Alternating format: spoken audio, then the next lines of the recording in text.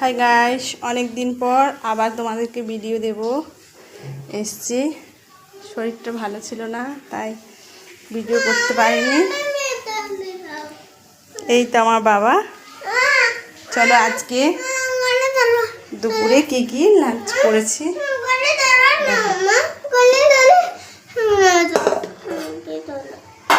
পটল ভাজা করেছি, উচ্ছে ভাজা করেছি, ডাল করেছি, আমার ছেলের স্যুপ করেছি, আর লাল লাল চিকেন করেছি, আর সাদা